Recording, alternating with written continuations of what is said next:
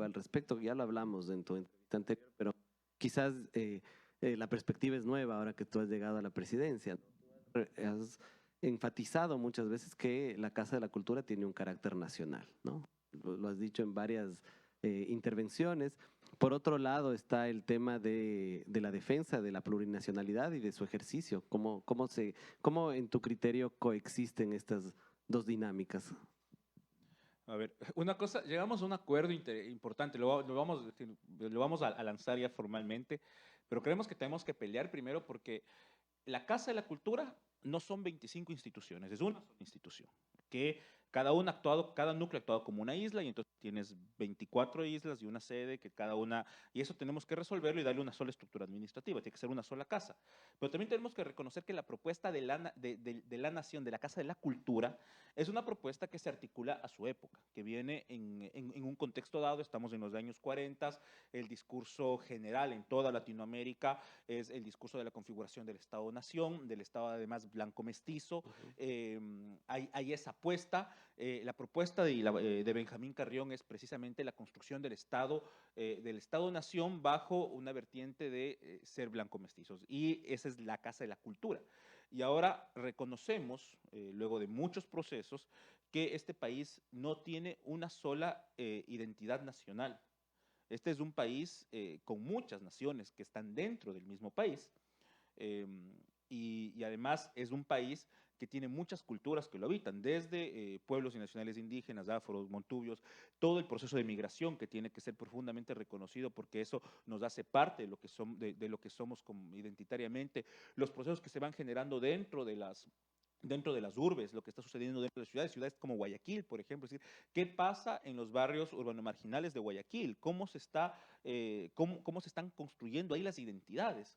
Y eso lo que nos lleva a reflexionar es que estamos ante un país que tiene muchas culturas. Y esta no puede ser la casa de la cultura, esta tiene que ser la casa de las culturas. Eso, en temas conceptuales, nos aboca a pensar eso como un primer elemento, reconocer el tema de la interculturalidad como una necesidad que tiene que entrar al debate. Y este tema de la interculturalidad implica eso, implica el reconocimiento de muchas culturas habitando y coexistiendo en un mismo espacio, en un mismo momento y construyendo diálogos, a veces enfrentándose también, ¿no? Es decir, esta noción de que finalmente el mestizaje es eso, el mestizaje es es un proceso inacabado del enfrentamiento de diferentes matrices culturales que no logran abocar una sola estructura identitaria. Eso es algo que ahora está presente en los debates y que antes, claro, cuando se creó la casa hacia los años 40, ese no era el debate era, tenemos que construir una sola nación, tenemos que hacerla, porque no existía la nación. Ahora estamos en otro momento, en otros debates, y me parece que la casa tiene que abocar conocimiento de eso porque no lo ha hecho. Es decir, realmente se ha mantenido una sola matriz de trabajo y de configuración de lo identitario. Cuando hablamos de nacionalidades, de pueblos, se me viene a la mente una de las primeras críticas que tú recibes por parte de estos influencers de ahí, del internet y de las redes sociales, ¿no? Creo que se llama La Posta, que sostenían que tú eras súper fan de la Conalle y que la Casa de la Cultura había caído en manos, había pasado del socialismo a manos de la Conalle. ¿Qué te provoca esa, no sé, no es ni crítica, ¿no? Pero, ¿qué Puedo, piensas al puedo respecto? ser políticamente incorrecto. Por supuesto. Felicidad. Porque es lo que somos, es decir el hecho, a mí me acusaron, es decir, hay un diálogo, eh, un ex ministro de Cultura que pretendía en algún momento ser presidente de la Casa de Cultura, se reúne con una persona muy cercana a nuestro equipo, que es el director de la Casa de Cultura de la SUAY, y le dice, oye, no le puedes respaldar a Fernando Cerón porque es el candidato de Jaime Vargas y de Leonidas Issa.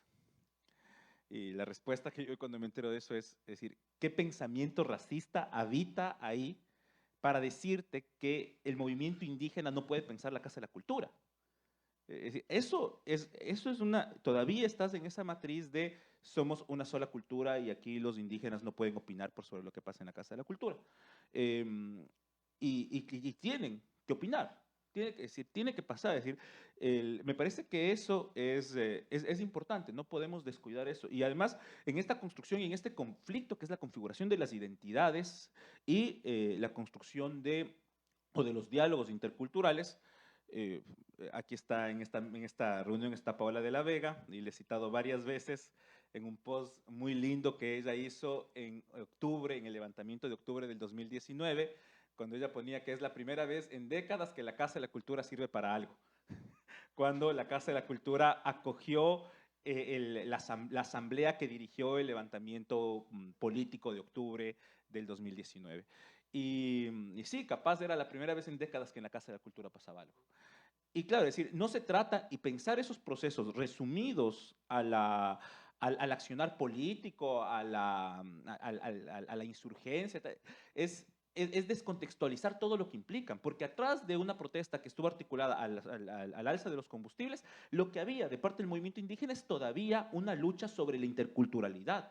Todavía estaba sobre la mesa el debate de la construcción de la interculturalidad, de la plurinacionalidad, el debate sobre la educación intercultural, el hecho de que las poblaciones indígenas y negras de este país siguen siendo las más pobres, siguen siendo las más excluidas. Y eso todavía está en el debate de la configuración del Estado-Nación. Y la cultura es eso, y la cultura está vinculada a eso. Entonces, claro, cuando nos dicen, cuando la Posta hace esa publicación, claro, lo que yo, sí, me alegra, decir, y no es eso, no es que aquí hay que la CONAIE define sobre la Casa de la Cultura.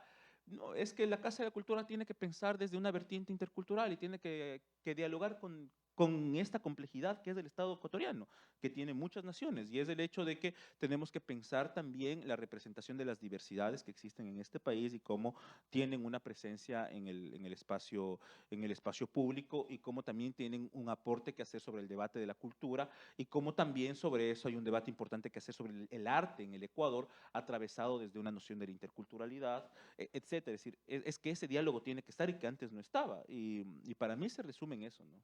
Claro, entonces ahí hay un mensaje quizás a pasar a las personas que temen que pasemos de un botín a otro botín, ¿no? Ahí creo que es importante, ¿no? Distinguir lo político de lo politiquero, ¿no? Muchas veces. Y creo que ese es un temor que alguna gente está por ahí diciendo qué va a pasar.